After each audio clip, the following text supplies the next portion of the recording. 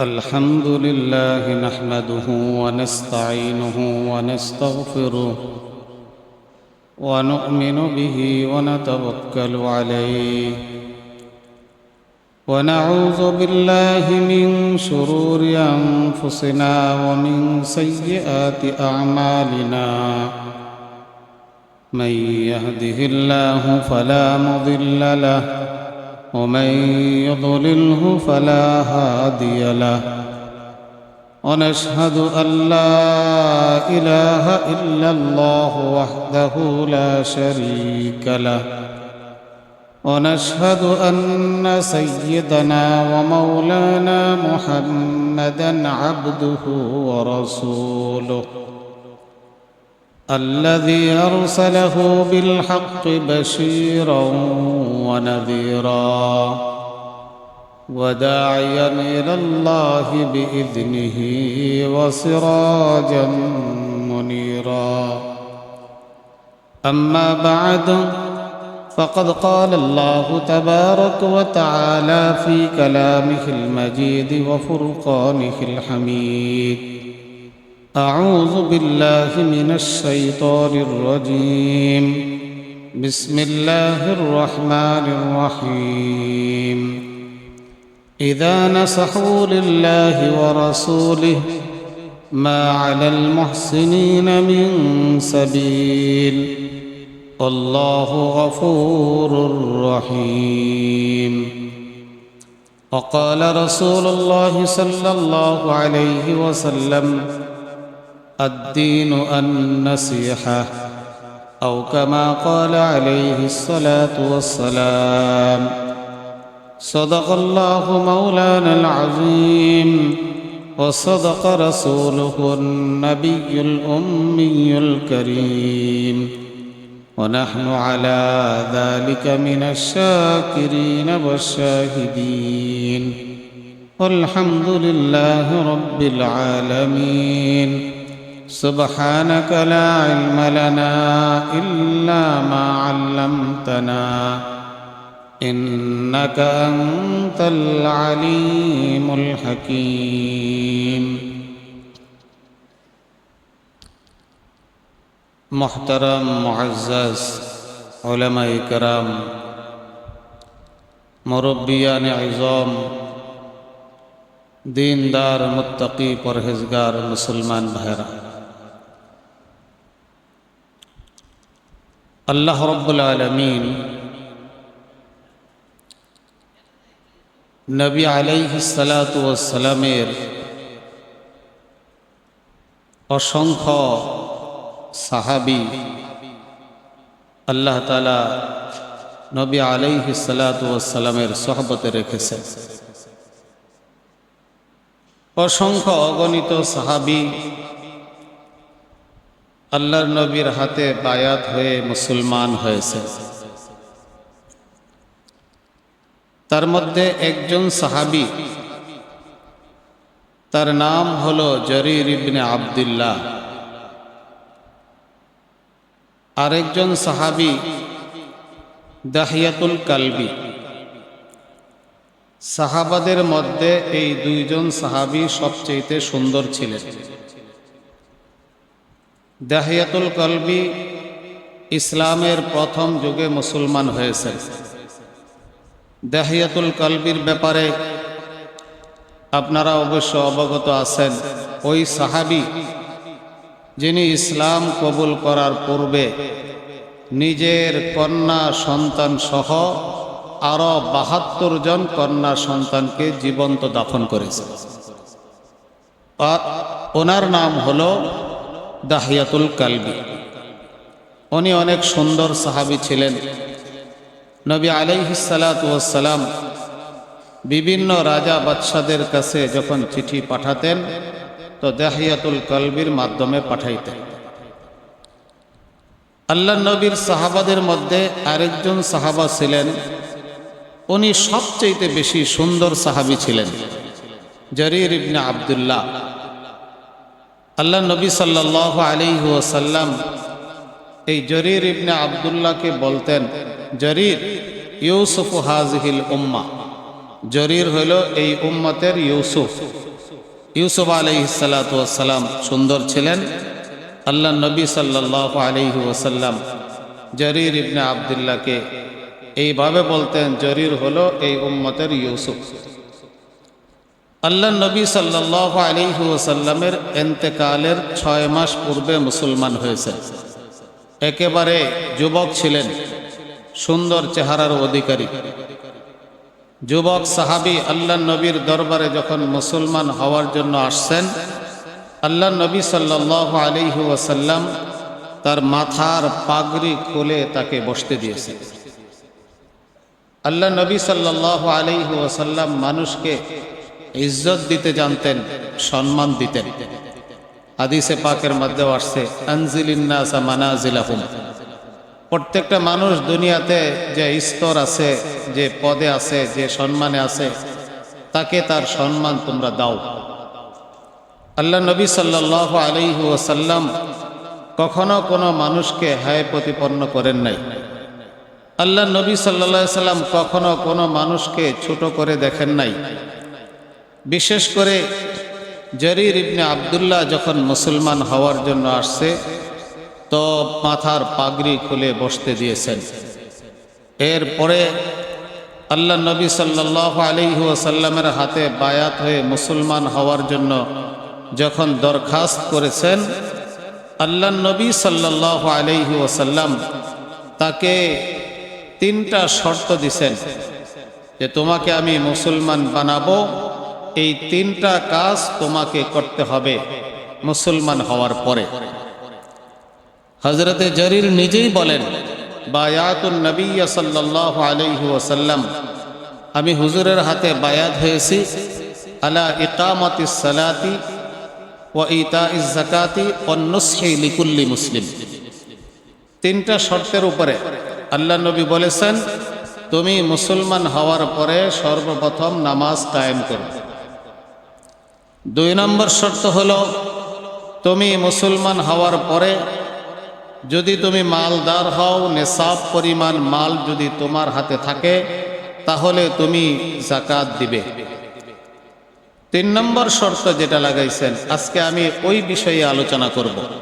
নামাজ আর যাকাত সম্পর্কে তো অনেক আলোচনা হয়েছে। 3 নম্বর শর্ত বলেছেন, ওয়ান্নুসহি লিকুল্লি মুসলিম, প্রত্যেক মুসলমানের সাথে তুমি কল্যাণ কামনা করবে, প্রত্যেক মুসলমানের কল্যাণ চাইবে, প্রত্যেক মুসলমানের ভালো চাইবে তুমি।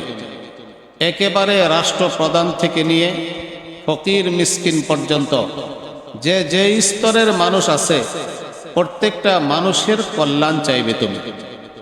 কোন একটা মুসলমান যেন তোমার দ্বারা কোনো ক্ষতিগ্রস্ত না হয়। এক বর্ণনায় আসছেন, আল্লাহ নবী বলেছেন, আদ-দীনু আন-নাসিহা, আমাদের ইসলাম ধর্মের খোলাসা আর সারাংশ আর মূল হলো মানুষের কল্যাণ কামনা করা। একজন মুসলমান কোনো মানুষের অকল্যাণ কামনা করতে পারে না, সে কোনোদিন খাঁটি মুসলমান হতে পারে না। যদি আমি আর আপনি যদি অন্য মানুষের ক্ষতি করি, অকল্যাণ চাই, তাহলে নামে মুসলমান, লেবাস সুরতে মুসলমান হতে পারি, বাপদাদা মুসলমান, কিন্তু আল্লাহ রাব্বুল আলামিনের খাতায়, আল্লাহর লিস্টে নেক মুসলমান, খাঁটি মুসলমানদের তালিকায় আমার নাম থাকবে না। এই জন্য প্রত্যেকটা মুসলমানকে তুমি কল্যাণের সাথে, প্রত্যেকটা মুসলমানের সাথে আচরণ করবে, প্রত্যেকটা মুসলমানের ভালো চাইবে। এরপরে আল্লাহ নবী সাল্লাল্লাহু আলাইহি ওয়াসাল্লাম বিস্তারিতভাবে তাকে বলেছেন, সর্বপ্রথম হলো আন-নাসিহাতু লিল্লাহ, তুমি আল্লাহর সাথে কল্যাণ কামনা করবে। আল্লাহর সাথে কল্যাণ কামনা করার মতলব কি? মতলব হলো আল্লাহকে এক জানা, আল্লাহর সাথে কাউকে শরীক না করা। এটা হলো আল্লাহর সাথে কল্যাণ কামনা করা।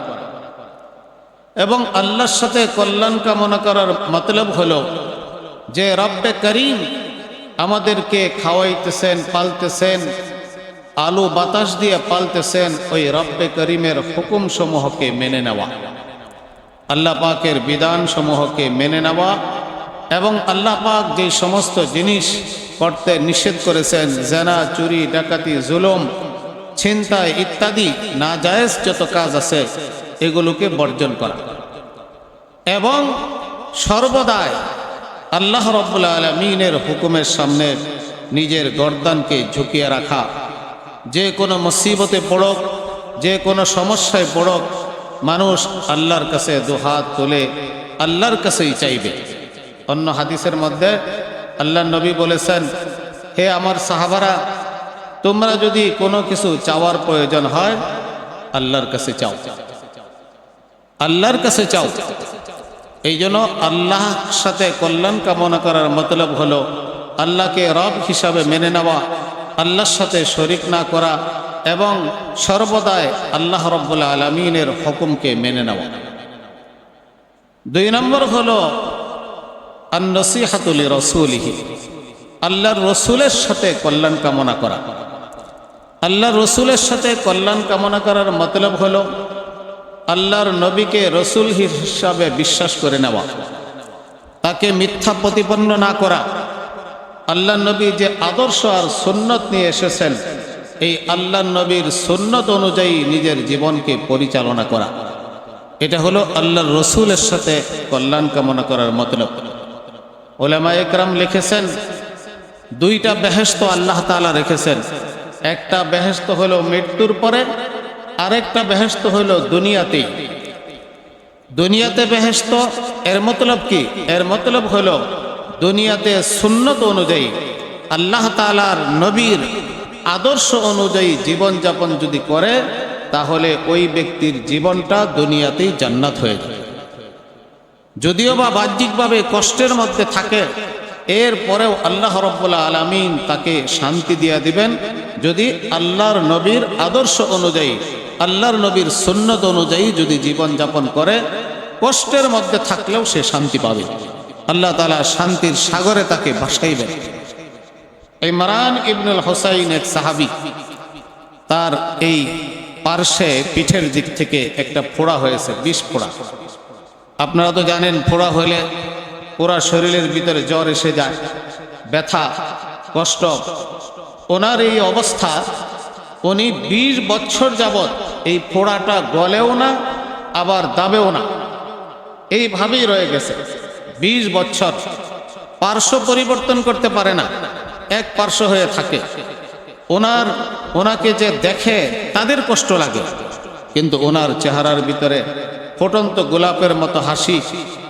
একজন জিজ্ঞাসা করলেন, আমরা তো দেখতেছি আপনাকে 20 বছর ধরে আপনি কষ্টে আছেন, একদিকে শুয়ে থাকতে হয়, পুরা শরীরে জ্বর উঠে যায়, ব্যথায় অস্থির, কিন্তু আপনার চেহারা দেখে তো মনে হয় না যে আপনি কষ্টে আছেন, আপনার চেহারা দেখে মনে হয় আপনি খুশিতে আছেন। ইমরান ইবনুল হুসাইন বলেন যে, দেখো, আল্লাহ নবীর সুন্নত হলো যখন অসুস্থ হয় তখন সবর করা এবং আল্লাহ তাআলার শুকরিয়া আদায় করা।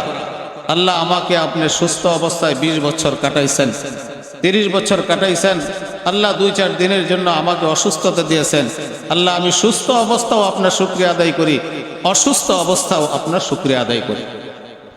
তো আল্লাহ নবীর এই সুন্নতের উপরে আমল করার কারণে এই 20 বছর আমি কখনো দিলের দিক থেকে, মনের দিক থেকে কখনো আল্লাহ পাকের উপরে অসন্তুষ্ট হই নাই, সবর করেছি, ধৈর্য ধারণ করেছি এবং আল্লাহকে বলেছি, আল্লাহ আমাকে এই অসুস্থতা দিয়ে যদি আপনি খুশি থাকেন, আমিও আপনার উপরে খুশি।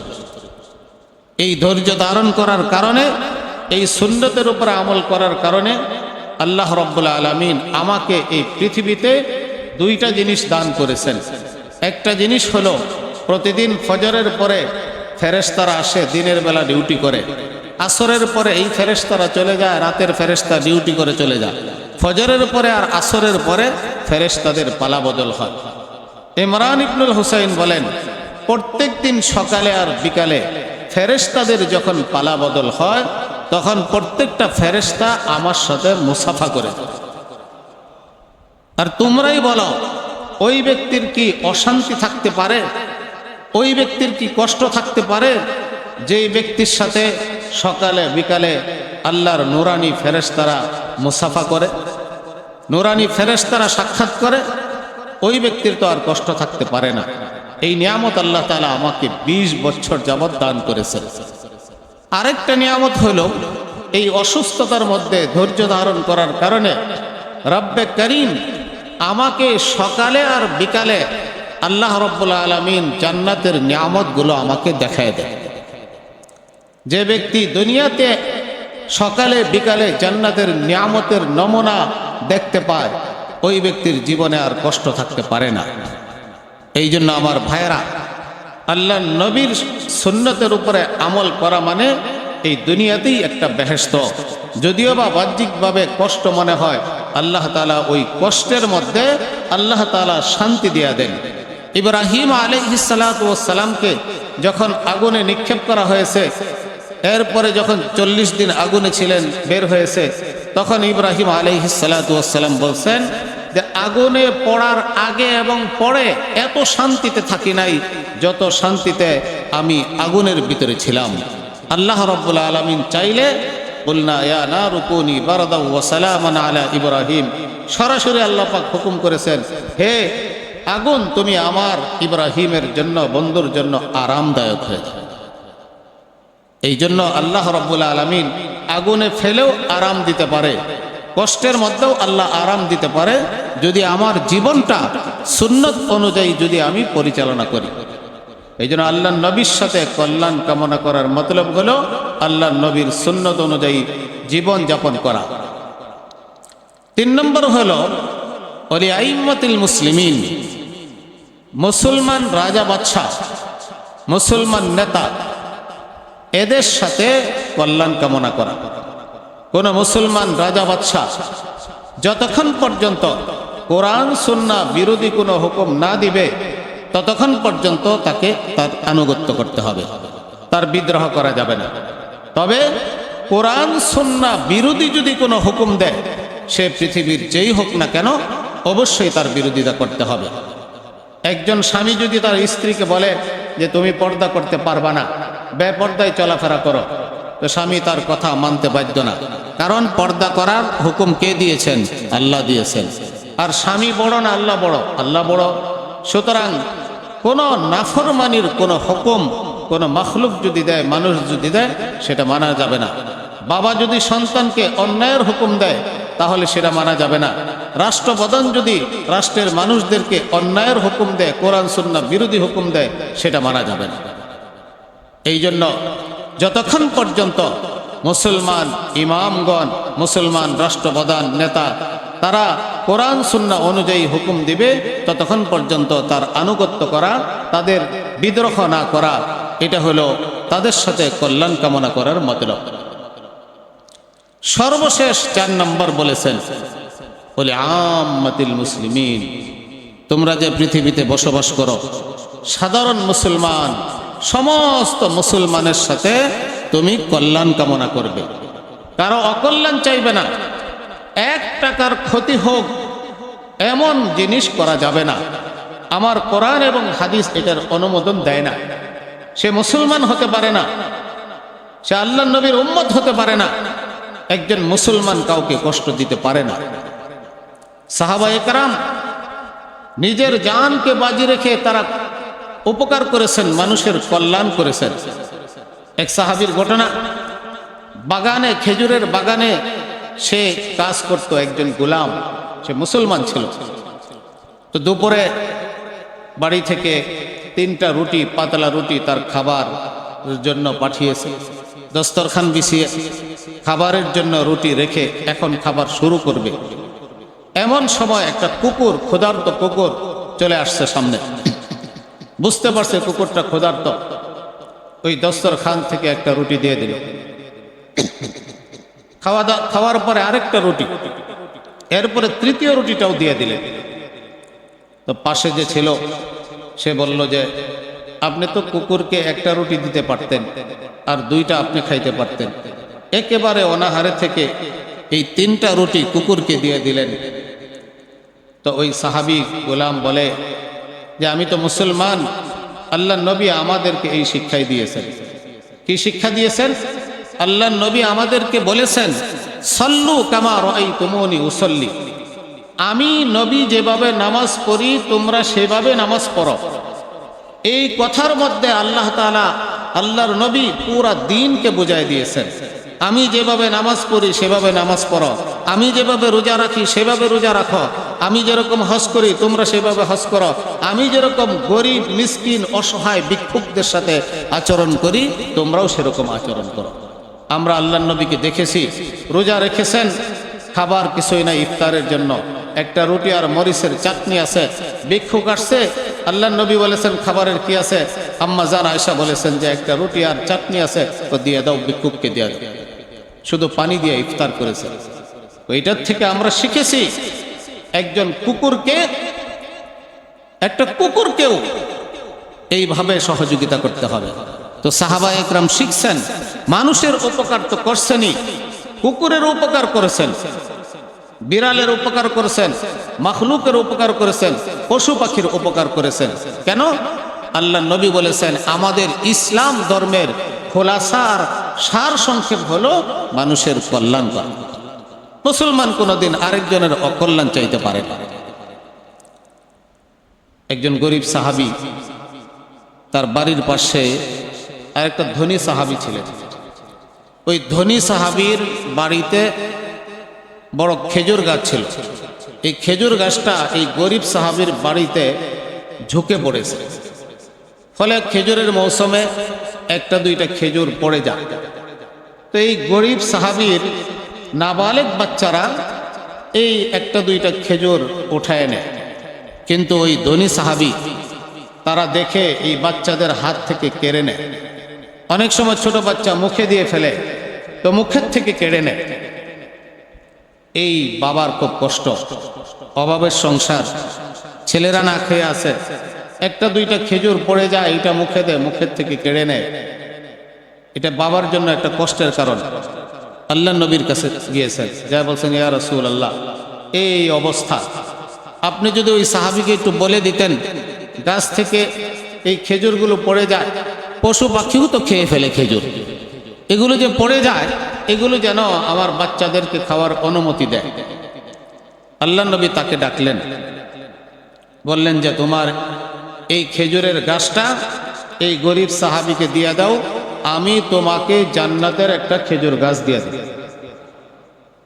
আসলে ধনী যিনি ছিলেন উনি নামে মুসলমান ছিল, আসলে ছিল মুনাফিক, প্রকৃতপক্ষে মুমিন ছিল না। নামে মুমিন ছিল, প্রকাশ্যভাবে ঈমান এনেছে, আসলে মুনাফিক ছিল। সে বাহানা শুরু করছে, ইয়া রাসূলুল্লাহ, এই খেজুর গাছটা আমার স্ত্রীর খুব পছন্দ, আমার বাচ্চাদের খুব পছন্দ, এটা দেওয়া যাবে না, এই ধরনের বাহানা করে আল্লাহর নবী প্রস্তাব দেওয়ার পরেও উনি নিষেধ করেছেন। এরপরে এক সাহাবী, তার নাম ছিল আবু দারদা। আবু দারদা রাদিয়াল্লাহু তাআলা আনহু ওখানে উপস্থিত ছিলেন। আবু দাহদা, দারদা না, আবু দাহদা। আবু দাহদা রাদিয়াল্লাহু তাআলা আনহু বলেন, ইয়া রাসূলুল্লাহ, আমি যদি এই খেজুর গাছটা এই গরিব সাহাবীকে নিয়ে দিতে পারি, আমার সাথেও এই মুআমালা হবে কিনা? জান্নাতের একটা খেজুর গাছ আমাকে দেওয়া হবে কিনা? হুজুর বলেন, আমি নবী হওয়ার পরেও সে রাজি হইল না, তুমি বললে রাজি হবে নাকি? তো বলে যে যদি রাজি করতে পারি আপনি আমাকে ওই ওয়াদা দিবেন কিনা যে বেহেশতের খেজুর গাছ আমাকে দিবেন কিনা? তো যাও, তুমি যদি এই গরিব সাহাবার জন্য এই খেজুর গাছটা এনে দিতে পারো, তোমার জন্য জান্নাতের খেজুর গাছের ওয়াদা। এই আবু দাহদা রাদিয়াল্লাহু তাআলা আনহু চলে গেলেন ওই ধনী সাহাবীর পিছনে। ভাই, তোমার খেজুর গাছটা বিক্রি করবা নাকি? আর না, বিক্রি করবো না। আরে বলো না দেখি, বিক্রি করবা নাকি? যত মূল্যই চাও না কেন, বিক্রি করবা নাকি? করলে আমি এটা নিব। এক পর্যায়ে সে বলে যে হ্যাঁ, আমি বিক্রি করতে পারি। আসলে বিক্রি করার উদ্দেশ্য না, সে বলে যে তোমার 600-700 খেজুর গাছ বিশিষ্ট একটা বাগান আছে, ওমদা ভালো খেজুর হয়, ওই বাগানটা যদি দিয়ে দাও, 700 খেজুর গাছ বিশিষ্ট বাগান যদি আমাকে দিয়ে দাও, তাহলে আমি একটা খেজুর গাছ দিতে পারি। তো বললো যে কথা পাক্কা তো, অস্বীকার করবে? কেন? ঠিক আছে, আমার 700 খেজুর গাছ আমি দিয়ে দিব, পুরা বাগান দিয়ে দিব, তুমি এই খেজুর গাছ আমাকে দিয়ে দাও। তো খুশিতে আনন্দ। আনন্দে আত্মহারা, খুশি আনন্দ। এই 700 খেজুর গাছ পেয়ে গেলাম একটা খেজুর গাছের বিনিময়ে। আল্লাহর নবীর কাছে আসছে, আয়েশা বলছে, ইয়া রাসূলুল্লাহ, আমি এই একটা খেজুর গাছ কিনে ফেলেছি, আমার উৎকৃষ্ট একটা বাগান যেখানে 700 খেজুর গাছ, 700 খেজুর গাছ বিশিষ্ট এক বাগানের বিনিময়ে আমি একটা খেজুর গাছ কিনে ফেলেছি। আল্লাহ নবী সাল্লাল্লাহু আলাইহি সাল্লাম বলেছেন, আবু দাহদা, আল্লাহ তাআলা তোমাকে জান্নাতের মধ্যে 700 খেজুর গাছ বিশিষ্ট একটা খেজুরের বাগান আল্লাহ তোমার জন্য দান করবে। আবু দাহদা চলে গেছে খেজুরের বাগানে। স্ত্রী ছিল, বাগান চর্চা করতো। চলো খেজুর বাগান থেকে বের হয়ে যাই, আমরা তো খেজুরের বাগান বিক্রি করে দিয়েছি। তো কিভাবে বিক্রি করেছ? এই খেজুরের বাগানকে জান্নাতের 700 খেজুর গাছের বিনিময়ে বিক্রি করে দিয়েছি। যেমন স্বামী তেমন স্ত্রী। আলহামদুলিল্লাহ, এই দুনিয়ার সামান্য খেজুর গাছের বিনিময়ে আমরা যদি জান্নাতে খেজুর গাছ পাই, দুনিয়ার নিয়ামতের তুলনায় জান্নাতের নিয়ামত অনেক উত্তম। আল্লাহ নবী বুখারী শরীফের হাদিসে আসছে, জান্নাতের একটা খেজুর গাছ এত বড় হবে, একটা খেজুর গাছের ডালের যে ছায়া হবে, এই ছায়া যতটুক লম্বা হবে, একটা ঘোড়া সওয়ার ব্যক্তি, দ্রুতগামী ঘোড়া চালাইতে পারে, 100 বছর দৌড়াবে, একটা খেজুর গাছের ছায়া অতিক্রম করতে পারবে। খেজুর গাছের ডাল কি একটা হয় না একাধিক হয়? একাধিক হয়। তো একাধিক খেজুর গাছ যে জান্নাতের এই জায়গাটা বেষ্টন করে রাখছে, এতটুক একটা খেজুর গাছ এবং এই জমিন সহ আল্লাহ তাআলা তাকে দান করবে। বুখারী শরীফের হাদিসে আসছে, কোন ব্যক্তি যদি একবার সুবহানাল্লাহ বলে, আল্লাহ তাআলা তার জন্য জান্নাতে একটা গাছ নির্মাণ করে দেন। সুবহানাল্লাহ, 100 বার খেজুর গাছ পড়বে, 100 বার সুবহানাল্লাহ বলবে, 100টা খেজুর গাছ পেয়ে যাবে। তো যাই হোক, এই হলো মুসলমানের কল্যাণ কামনা করা। মুসলমানের কল্যাণ সবসময় কামনা করতে হবে। মদিনার বাহির থেকে এক মেহমান আসছে। একজন মেহমান যদি আসে তো মেহমানের কদর করতে হয়। মেহমানের কারণে ঘরে বরকত হয়। মেহমানের কারণে আল্লাহ তাআলা ঘরে রিজিক দান করেন। মেহমানদারি করা নবী আলাইহিস সালাতু ওয়াস সালামের বড় সুন্নাত। আল্লাহ নবী ঘরে পাঠাইছেন যে কোনো খাবার আছে কিনা। আল্লাহ নবীর ঘরে কোনো খাবার নাই, অনাহারেই থাকতে হইতো বেশিরভাগ সময়। আল্লাহ নবীর জীবনে কখনো 2 বেলা সকাল বিকাল পেট ভরে খাইছেন এমন কোনো দিন আল্লাহ নবীর জীবনে অতিবাহিত হয়নি। ঘরে খাবার ছিল না। আল্লাহ নবীর ঘর থেকে ফিরে আসছে যে কোনো খাবার নাই। আল্লাহ নবী সাল্লাল্লাহু আলাইহি সাল্লাম বললেন, এ আমার সাহাবারা, বাহির থেকে একজন মেহমান আসছে, তোমাদের মধ্যে কে আছো এই মেহমানকে আজকে রাত্রে মেহমানদারি করবে? একজন সাহাবী নিয়ে গেলেন, ওনার ঘরেও খাবার নাই, নিয়ে গেলেন, আমি মেহমানদারি করব। বাড়িতে গিয়া বসাইলেন। স্ত্রীকে বললেন যে আমাদের কোনো খাবার আছে নাকি, আমরা আল্লাহ নবীর মেহমান নিয়ে আসছি। তো বলল যে একজন খাইতে পারে এরকম খাবার আছে, আর আমরা সহ বাচ্চারা সকলেই না খাওয়া। সাহাবী বললেন যে এক কাজ করো, আজকে না হয় আমরা নাই খেলাম, বাচ্চাদেরকে একটু ঘুম পাতায় দাও। মা থাপ্পড় দিয়ে দিয়ে গল্প গুজব করে বাচ্চাদেরকে ঘুম পাতায় দিছে। আর স্বামী স্ত্রী মশওয়ারা করছে, তখন পর্দার আয়াত নাজিল হয় নাই যে এক প্লেটের ভিতরে আমরা বসবো, মেহমানও বসবো, আমি আর তুমিও বসবো। হঠাৎ করে বাতি বন্ধ করে দিবে, বাতি জ্বালানোর ওসিলা করে সময় কাটাবে, আমরা দুইজন এইভাবে হাত নড়াচড়া করব, আমরা খাবো না, মেহমানকে পেট ভরে খাওয়াই দিব। দেখেন কত উপকার, কত খায়ের খা কল্যাণকারী। এইভাবে করে মেহমানকে পেট ভরে খাবার খাওয়াই দিছে। সকালে যখন ফজরের নামাজের সময় আল্লাহ নবীর দরবারে গেছেন, আল্লাহ নবী মুস্কি হাসি দিয়ে বলছে, এই কি আমল করেছ আজকে রাত্রে? তোমাদের এই আমলের উপরে, তোমাদের স্বামী স্ত্রীর উপরে আল্লাহ রাব্বুল আলামিন খুশি হয়ে আমাকেও সালাম জানাইছে, তোমাদেরকেও সালাম জানাইছে। তো বলছে এইভাবে করে আমরা কল্যাণ কামনা করেছি।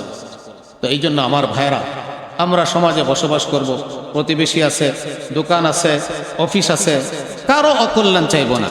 একজন মুসলমান কারো কোনোদিন অকল্যাণ করতে পারে না, কল্যাণকামী হব। একজন একটা দোকান নিছে, ভালো পজিশনে আছে, সুন্দর পজিশনে আছে, আপনি মনে করলেন যে এটাতে বিক্রি তো ভালো হয়, কিভাবে তাকে উঠিয়ে দেওয়া যায়, এইভাবে আপনি চক্রান্ত করে, উপরের লোকদের সাথে চক্রান্ত করে এই দোকানকে আপনি উঠিয়ে দিলেন। আপনি সেখানে গেলেন, এক তো গুনাহগার হয়ে গেলেন, আরেকটা হলো আল্লাহ তাআলার পক্ষ থেকে আপনার জীবনে কোনোদিন বরকত আসবে না। আল্লাহ নবী একটি হাদিসের মধ্যে 3টি গুরুত্বপূর্ণ কথা বলেছেন। একটি গুরুত্বপূর্ণ, আল্লাহু ফি আউনিল আবদি মা কানাল আবদু ফি আউনি আখিহি। আল্লাহ তাআলা সর্বদাই ওই বান্দাকে সাহায্য করতে থাকে যে বান্দা মানুষের সাহায্যে লেগে থাকে। বান্দা যখন সাহায্য করতে থাকে আল্লাহ তাআলা ওই বান্দাকে সাহায্য করতে থাকে। আর বান্দা যখন কাউকে সাহায্য করে না বরঞ্চ কারো ক্ষতি করে, আল্লাহ রাব্বুল আলামিনের পক্ষ থেকে তার ক্ষতি হয়ে যায়। এই জন্য পারলে উপকার করব, কারো ক্ষতি করার চেষ্টা করব না। ক্ষতি করলে আমি ক্ষতিগ্রস্ত হয়ে যাব। আল্লাহ পাকের পক্ষ থেকে বিচার আসবে, আল্লাহ পাকের পক্ষ থেকে আযাব আসবে, ওয়ালাউ বা'দা হিন, যদিও বা একটু পরে হোক না কেন আসবে। এই জন্য জানেন না তো কোন মুসলমানের কি অবস্থা। আপনি একজন দোকানদারকে উঠাই দিলেন, হয়তোবা এই দোকানদারের যে ইনকাম হতো এগুলি দিয়ে ছোট ছোট বাচ্চাদেরকে লালন পালন করতো, বাবা মা আছে সংসার চালাইতো, আপনি এদেরকে উঠাই দিলেন, ক্ষতি করলেন। তো আপনি ওই জায়গায় আসলেন তো কি করলেন? রব্বে করিম কি ঘুমিয়ে গেছেন? আল্লাহ রাব্বুল আলামিনের শক্তি আছে, আল্লাহ তাআলা এর বদলা নিয়ে নিবে। বিশেষ করে মজলুমের বদদুয়া সরাসরি আল্লাহ রাব্বুল আলামিনের কাছে পৌঁছে যায়। আপনি যার উপরে জুলুম করতেছেন সে যদি সাধারণ মানুষও হয়, একজন অমুসলিমও হয়, যদি জুলুম করেন তাহলেও সেটা পৌঁছে যায়। আর যদি সে দিনদার হয়, মুত্তাকি হয়, পরহেজগার হয়, তাহাজ্জুদ গুজার হয়, এমন মানুষের যদি আপনি ক্ষতি করেন তাহলে রব্বে করিমের পক্ষ থেকে যুদ্ধের ঘোষণা আসছে। একজন আল্লাহর ওলি রাস্তা দিয়ে যাইতেছিলেন, একজন একটু কাদা মাটি আল্লাহর ওলিকে নিক্ষেপ করেছে। তো খাদেম ছিল সাথে, বলছে যে একে একটা চর মারো। তো খাদেম আর চর মারে নেই, কিছুক্ষণ পরে ঠাস করে পড়ে মরে গেছে। আল্লাহর ওলি বললেন যে আমি তো দেখতেছিলাম আমার সাথে বেয়াদবি করার কারণে আল্লাহ পাকের পক্ষ থেকে আযাব আসতেছে, তুমি যদি থাপ্পড় মারতে হালকা আযাব দিয়ে বড় আযাব দূর হয়ে যেত, তুমি ওইটা করো নাই দেখে বড় আযাবের মধ্যে লিপ্ত হয়ে গেছে। এই জন্য আমার ভাইরা, আল্লাহ নবী সাল্লাল্লাহু আলাইহি সাল্লাম বলেছেন তোমরা অপর মুসলমানের সাহায্যে সবসময় লেগে থাকে। 2 নম্বর কথা হলো আল্লাহ নবী সাল্লাল্লাহু আলাইহি সাল্লাম বলেছেন মান নাফাসা কুরবাতাম মিন কুরাবিদ দুনিয়া, যে দুনিয়ার কোন কষ্ট মুসিবত যদি কোন বান্দার, কোন মুসলমানের একটা কষ্ট মুসিবত যদি কোন মানুষ দূর করে দেয়, কিয়ামতের দিন যে কঠিন মুসিবত হবে ওই মুসিবত আল্লাহ তাআলা তার থেকে দূর করে দিবেন। একজন মানুষ বিপদে আছে, আপনি তাকে বিপদ থেকে মুক্ত করলেন, আখিরাতের বিপদ থেকে, কিয়ামতের দিনের বিপদ থেকে আপনাকে আল্লাহ তাআলা রক্ষা করবেন। দুনিয়ার বিপদের চাইতে আখিরাতের বিপদ অনেক কঠিন না? ওই কঠিন থেকে কঠিন বিপদের মধ্যে আল্লাহ আমাকে রক্ষা করবেন। এরপরে 3 নম্বর কথা আল্লাহ নবী বলেছেন ওমান সাতারা আলা মুসলিমিন ফিদ দুনিয়া, দুনিয়াতে যদি কোনো মুসলমানের দোষ গোপন করে রাখে, সাতারাল্লাহু আলাইহি ফিদ দুনিয়া ওয়াল আখিরাহ, আল্লাহ তাআলা তার দোষ দুনিয়াতেও গোপন করে রাখবেন, আখিরাতেও গোপন করে রাখবেন। আমরা তো কথা বলতে গেলেই মানুষের দোষ বর্ণনা করি, মানুষের গীবত করে ফেলি, পরনিন্দা করে ফেলি। এটার মধ্যে একটা মজা লাগে পরনিন্দা করতে, এই জন্য পরনিন্দা করা যাবে না। একটা মুসলমানের দোষ যদি আমি গোপন করি তাহলে আল্লাহ তাআলা দুনিয়াতে আমার দোষ গোপন করবেন, কিয়ামতের ময়দানে সারা পৃথিবীর মানুষের সামনে আমার দোষ গোপন করবেন। আর যদি আমি কোনো মানুষের দোষ প্রকাশ করি, কয়জনের সামনে প্রকাশ করব? 200, 500, 1000 মানুষের সামনে আমি তার দোষটাকে এরকম প্রকাশ করে দিলাম। আল্লাহ তাআলা কিয়ামতের দিন আদম আলাইহিস সালাতু ওয়াস সালাম থেকে কিয়ামত পর্যন্ত যত মানুষ আসবে সমস্ত মানুষের সামনে আমাকে আল্লাহ তাআলা অপমান করে দিবেন। কিয়ামতের দিন সকলের কথা সকলেই শুনবে, সবাইকে সবাই দেখবে, আল্লাহ তাআলা চোখে এবং কানে এই পাওয়ার দিয়ে দিবে। সর্বশেষ একটি ঘটনা বলে শেষ করতেছি। হায়াতুস সাহাবা এক কিতাব আছে, এই কিতাবের মধ্যে লিখেছেন ওমর ফারুক রাদিয়াল্লাহু তাআলা আনহু যখন খলিফাতুল মুসলিমিন ছিলেন, উনি ওনার খাদেমকে নিয়ে, গোলামকে নিয়ে বাড়ি বাড়ি রাত্রে ঘুরতেন, কার কি সমস্যা মানুষের খোঁজ খবর নিতেন। রাতের বেলায় ঘুমাইতেন না, ঘুরতেন কার বাড়িতে কি সমস্যা। তো এরকম আব্দুল্লাহ ইবনে মাসউদ এক বড় আলেম সাহাবী, তাকে নিয়ে যাই ঘুরতেছিলেন। তো এক বাড়ি থেকে নাচ গানের আওয়াজ আসতেছে, কিছু মেয়েরা নাচতেছে, ঢোল তবলা বাজতেছে, গান গাইতেছে। তো ওমর ফারুক রাদিয়াল্লাহু তাআলা আনহু গেট দেখলেন, গেট বন্ধ। তো উনি দেয়াল টপকায় গেলেন, যাওয়ার পরে দেখে একজন বৃদ্ধ মানুষ নাচতেছে, শরাব পান করে মাতাল, মেয়েদেরকে নিয়ে নাচাইতেছে। ওমর রাদিয়াল্লাহু তাআলা আনহু শুধু একটা কথা বললেন, যে এই বুড়া মিয়া, লজ্জা শরম লাগে না? এক পা কবরে চলে গেছে, এখনো তুমি শরাবের মধ্যে লিপ্ত আছো, নাচ গানে লিপ্ত আছো। তো ওই মুরব্বী ওমর রাদিয়াল্লাহু তাআলা আনহুর দিকে মাথা উঁচু করে বলে, ওমর, আমি তো আল্লাহ পাকের এক হুকুম অমান্য করেছি, তুমি আল্লাহ পাকের 3টা হুকুম অমান্য করেছ। 1 নম্বর হুকুম হলো কারো বাড়িতে ঢুকতে হলে গেট দিয়ে ঢুকতে হয়, দেয়াল টপকায় ঢোকা ইসলামে নিষেধ, গেট দিয়ে ঢুকতে হবে। 3 নম্বর হলো বাড়িওয়ালার অনুমতি নিয়ে ঢুকতে হবে, তুমি এই রাতের অন্ধকারে আমার বাড়িতে ঢুকছো, আমার অনুমতি নেও নাই। 3 নম্বর হলো সালাম দিয়ে ঢুকতে হয়, তুমি সালামও দেও নাই। গেট দিয়ে ঢোকা নাই, দেয়ালটা টপকায় ঢুকছো, একটা অপরাধ, অনুমতি নেও নাই আরেকটা অপরাধ, আবার সালামও দেও নাই, 3য় অপরাধ করেছ। ওমর রাদিয়াল্লাহু তাআলা আনহু দেখলেন তারা তো চিন্তাশীল ছিলেন, আখেরাতমুখী ছিলেন, আখেরাত সামনে থাকতো। আসলেই তো কথা ঠিক, সে তো একটা হুকুম অমান্য করেছে, আমি তো 3টা হুকুম অমান্য করেছি। কাঁদতে কাঁদতে ফিরে আসলেন, মুখ দিয়া পানি জড়তে জড়তে দাড়ি দিয়া পানি টপকাইতেছে। আব্দুল্লাহ ইবনে মাসউদ বলেন, হযরত কি হয়েছে? এই ভিতরে এই বুড়া মিয়া যে নাচতেছে, তার কথা আব্দুল্লাহ ইবনে মাসউদ নিজের আপন সাথে যে লোকটা গেছে তাকে পর্যন্ত বলে না, তো কিছু না, চলে গেছে। 1 বছর পর্যন্ত ওই মুরব্বী ওমর রাদিয়াল্লাহু তাআলা আনহু মজলিসে কখনো যায় নাই, কারণ জানে ওমর গরম মানুষ, আমি গেলে দেখতে পেলে অপমান করব সবার সামনে, এই মুরব্বী নাচ গান করে, এই করে, এই সেই করে। 1 বছর পর্যন্ত সে যায় নাই। 1 বছর পরে ওমর রাদিয়াল্লাহু তাআলা আনহু বক্তব্য দিতেছেন, সে আস্তে করে ভয়ে ভয়ে পিছনে বসছে। ওমর রাদিয়াল্লাহু তাআলা আনহু দেখে চিনে ফেলছেন, বলছেন, মুরব্বী আপনি সামনে আসেন। মুরব্বী চিন্তা করছে আজকে সামনে আমাকে দাঁড় করায় অপমান অপদস্থ করে দিবে সবার সামনে। যখন আসছে তখন বলছে, মুরব্বী আপনার কানটা আমার মুখের কাছে আনেন, আমি আপনার কানে কানে একটু কথা বলব। কানটা মুখের কাছে আনছে, বলছে, ওই রাতের ঘটনা কিন্তু আমি কাউকে বলি নাই, 1 বছর হয়ে গেছে, আমার সাথে যিনি গিয়েছিল আব্দুল্লাহ ইবনে মাসউদ, তাকেও বলি নাই, আমি কারো কাছে আপনার দোষ বলি নাই, আপনার হেদায়েতের জন্য, আপনি যেন ভালো হয়ে যান, এই জন্য আমি আল্লাহর কাছে চোখের পানি ফেলে আপনার জন্য দোয়া করেছি। তখন ওই মুরব্বী বলে, আমিরুল মুমিনিন ওমর, আপনিও আপনার কানটা আমার মুখের কাছে নিয়ে আসেন, আমিও একটা গোপনে গোপনে কথা বলতে চাই। ওমর রাদিয়াল্লাহু তাআলা আনহু কানটা যখন তার মুখের কাছে নিয়ে গেল, তখন সে মুরব্বী বলল, ওই রাতের পর থেকে নিয়ে আজকে পর্যন্ত আমি ওই গুনাহ করি নাই, কোনো গুনাহ আমি করি নাই। এই জন্য মানুষের দোষ দেখলে বলতে নাই, আল্লাহর কাছে দোয়া করলে ইসলাহ হবে, সংশোধন হবে। এই জন্য আমার ভাইরা, সর্বশেষ কথা হলো, আমরা মুসলমান জাতি মিলেমিশে থাকবো, এক জায়গায় থাকবো, একটু ধৈর্য ধারণ করব। কারো অকল্যাণ, কারো উপরে জুলুম, বেইনসাফি, কারো অকল্যাণ আমরা করব না। কেন ইসলামের সার সংক্ষেপ হলো আদ-দীন ওয়ান নসিহা। আল্লাহর নবীর জবানে বলে দিয়েছেন, দিন হলো মানুষের কল্যাণ কামনা করা। আল্লাহ রাব্বুল আলামিন আমাদের এই কথাগুলোর উপরে শতভাগ আমল করার তৌফিক দান করুন। ওয়া আখিরু দাওয়ানা আনিল হামদুলিল্লাহি রাব্বিল আলামিন। আসসালামু আলাইকুম ওয়া রাহমাতুল্লাহি ওয়া বারাকাতুহু।